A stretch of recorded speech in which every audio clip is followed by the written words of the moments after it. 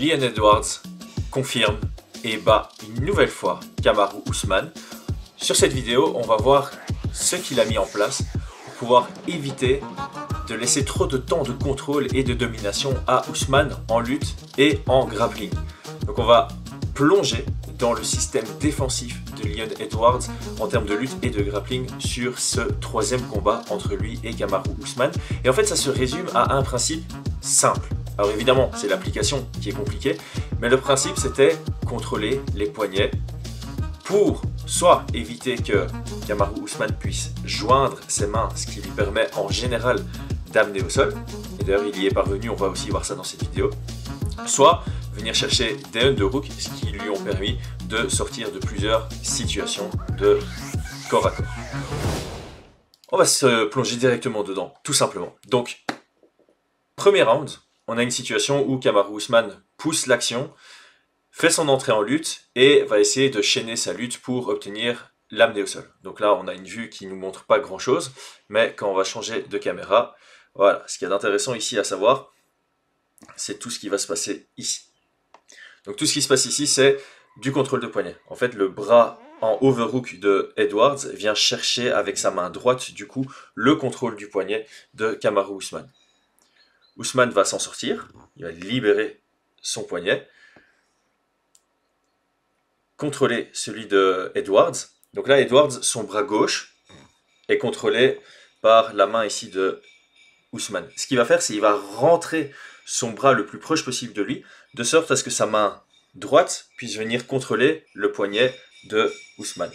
On le voit sur la séquence d'après. Hop, ici, il vient contrôler le poignet. Et ça va lui permettre de baisser sa main gauche et la remonter pour se libérer du contrôle de poignet de Usman. Tac, tac. Et une fois qu'il l'a fait, c'est lui qui va venir chercher le contrôle de poignet de Usman. Alors ici, il y a une petite astérisque, petit coup de triche, il vient agripper l'intérieur du gant. Alors ici, on peut avoir l'opinion qu'on veut, évidemment. C'est pas très fair, c'est pas très juste, on le voit très bien ici. Mais ça exprime la logique. La logique, c'est vraiment, je veux pas que mes poignets soient contrôlés, je veux contrôler les siens, de sorte surtout à l'empêcher d'agripper ses mains derrière moi, que ce soit en dessous de mes fesses ou en body lock pour qu'il puisse continuer sa chaîne en lutte et m'amener au sol. Ensuite, ici, c'est très très beau.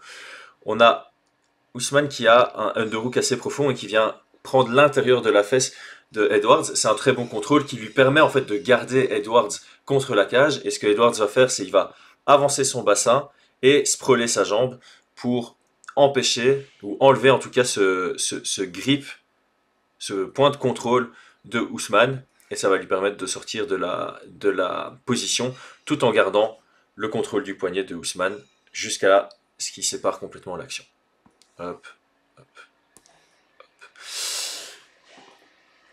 Alors, dans le deuxième round, on a une situation où Usman réussit son amener au sol, Edwards se relève à la cage, et là Usman, c'est peut-être là où il a eu plus de succès dans le deuxième round, c'est avec cette multitude de coups avec son bras gauche qu'il a envoyé ici, dont certains touchaient et certains étaient bloqués.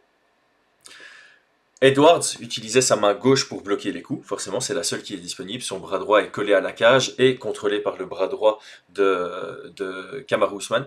Donc ce qu'il va faire, c'est qu'il va attendre en timing, il va attendre le moment où la main de Usman recule pour venir refrapper, et à ce moment-là, ce qu'il va faire, c'est qu'il va passer son coude entre leurs deux corps et venir le sortir ici, en dessous du bras d'Usman pour récupérer le underhook, et ça va lui permettre de sortir de la position. Donc ici, on voit encore le coude de Edwards, tac, et puis là, on le voit sortir. Ici, il est sorti, il a passé son bras entre leurs deux corps, et ça lui permet de chercher le underhook avec sa main gauche, hop, et retourner l'action, et prendre le contrôle brièvement à la cage au corps à corps. Ici, ce que je veux illustrer dans cette séquence, c'est tout simplement que lorsque Edwards n'arrivait pas à séparer les mains de Usman, Usman obtenait son takedown. Donc ici, on a un Usman qui shoot, ses mains sont déjà jointes derrière la jambe de Edwards, qui va essayer de séparer le grip avec sa main gauche. Hop, ici, il essaye de lever pour casser le grip en sprawlant sa jambe droite vers l'arrière, mais il n'y parvient pas et Usman réussit son amener au sol. Autre shoot, autre séquence. On va voir, cette logique, elle revient à chaque fois. C'est ça que je veux dire, c'est la logique en soi, elle est simple. C'est un objectif, une stratégie. L'application est évidemment plus difficile, mais il est resté concentré dessus, il s'était préparé à ça, et ça a très bien fonctionné pour lui. Ousmane shoot, on voit directement, on vient chercher le coude pour lever le bras d'Ousmane pour pas qu'il puisse plonger et agripper ses mains en dessous des fesses de Edwards. Donc il a un overhook très profond pour lever la posture de Ousmane, et là ça va être assez marrant. Hop, on voit qu'il va... Pardon. Première étape, c'est il sprawl sa jambe droite, celle qui est la plus loin par rapport à la caméra, pour empêcher que Ousmane vienne l'agripper. Et ensuite, ici on va avoir une dispute où les deux vont vouloir prendre le poignet de l'autre. Donc évidemment, j'ai que quelques screenshots, mais ici on voit ils ont un genre de 50-50, c'est-à-dire que la main de Edwards vient dans le creux du bras de... La main de Ousmane, pardon, vient dans le creux du bras de Edwards, et vice-versa. Ici, on a la main de Edwards qui vient prendre le creux du bas du bras, la fin du biceps de Edwards. Donc on a vraiment un contrôle de part et d'autre, et ils vont vraiment se le disputer dans cette séquence. Donc forcément, le overhook de Ousmane lui permet de monter la posture de Ousmane, qui est du coup plus du tout dans ses jambes. On est en corps à corps très très haut. Et ça, c'est intéressant.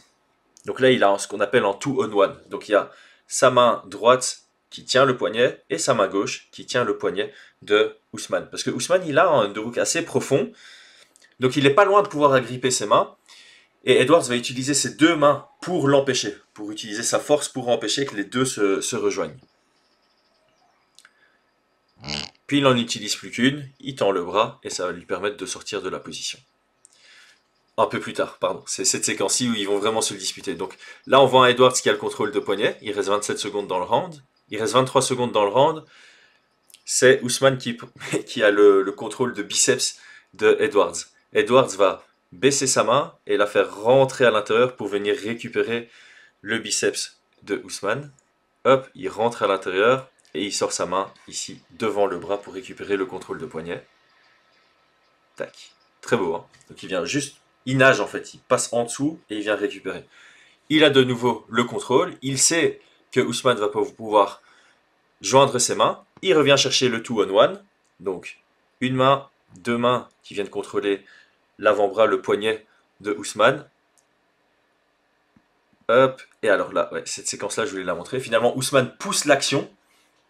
Il n'est pas loin de rejoindre ses deux mains.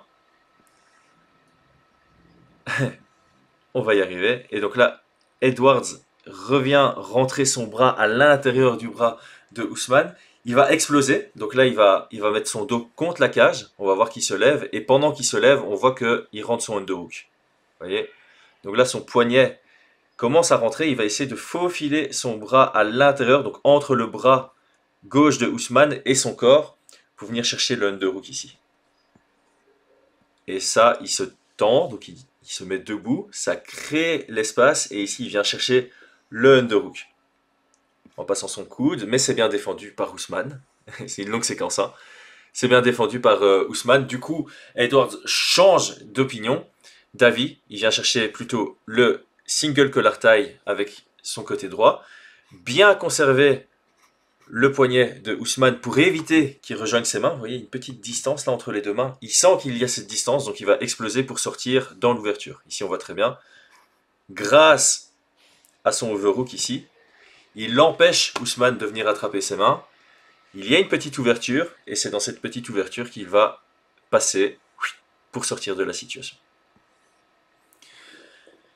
Quatrième round, encore une même situation. Ici, on voit Ousmane qui shoot, Edwards hop, qui vient chercher son underhook, Ousmane qui met la pression, qui avance, qui avance, qui avance.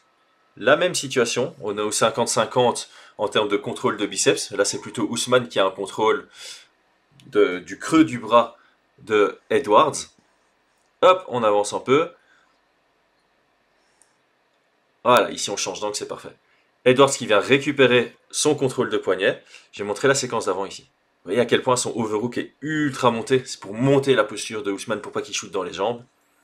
Là, de nouveau, ce 2-on-1 ici. Hop, on voit les deux mains de Edwards qui viennent chercher le contrôle du poignet de Ousmane. Ousmane qui veut libérer son bras, il l'amène vers le bas pour le sortir. Poc, poc. Mais en faisant la transition, ça laisse une ouverture évidemment à Edwards. Si on n'a pas d'underhook de ce côté-là pour Usman, on n'a pas de contrôle du corps et de son mouvement vers la droite pour Edwards. Donc Edwards va en profiter, il va faire ce que j'appelle une max holloway.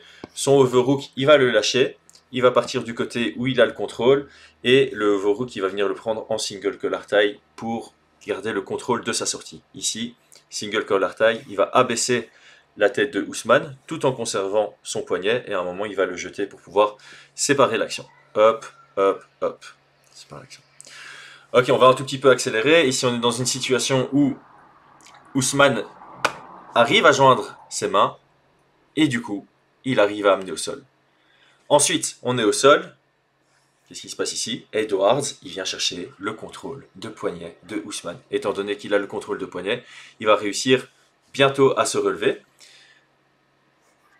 Là, on a une des rares occurrences où Usman a accès à ses deux mains. Edwards a besoin de ce bras-là pour garder sa posture et pas être complètement au sol. Donc ce qu'il va faire, c'est qu'il va utiliser l'autre bras pour venir chercher le poignet de Usman ici. Hop, hop. Il cherche le poignet de Usman. Et là, ça va lui permettre de se relever. Usman qui vient prendre... C'est pas une half Nelson, il vient chercher le contrôle de nuque pour Edwards pour éviter à ce qu'il se relève. De nouveau, Edwards, contrôle de poignet, ce qui lui permet de sortir sa tête, de se relever, tout en gardant le contrôle de poignet. Et de nouveau, on va chercher le underhook pour pouvoir sortir par la suite avec un coup de genou en sortie de clinch. Là, je vais montrer, on est dans le 5e round, on a compris la logique. Je montre juste quelques screenshots qui montrent que cette logique est toujours là. Oh, désolé pour le mauvais cercle, je voulais faire un double cercle ici. Le 2-on-1 qui lui permet de sortir. Double contrôle ici. De nouveau, on sort du côté où il n'y a pas le underhook. Du côté de Usman, on sépare l'action. Et alors, ici, pareil, on a un contrôle de poignet au sol. On se relève. On essaie de casser le grip derrière. Ça ne fonctionne pas. Et on vient chercher le underhook. Donc le coude qu'il y a ici, là il est pris dans le dos. Ce qu'il va vouloir faire, c'est de nouveau, on l'a déjà vu, hein, passer entre leurs deux corps pour venir chercher le underhook du côté opposé. Tac, il rentre son coude. Son bras passe entre leurs deux corps. Et il vient chercher le underhook. Et puis il va sortir de la position. Voilà, ça paraît simple. La logique est excellente. Contrôle de poignet. Beaucoup de lutteurs ont besoin d'agripper leurs mains pour amener au sol. Beaucoup de lutteurs ont besoin de leurs deux mains pour pouvoir infliger du dégât ou garder du contrôle au sol. Venir contrôler au moins un des deux poignets et empêcher que le lutteur ait un grip, ça fonctionne très bien. Bravo à Leon Edwards. Merci à tous, c'était Chris Genacht pour la sueur.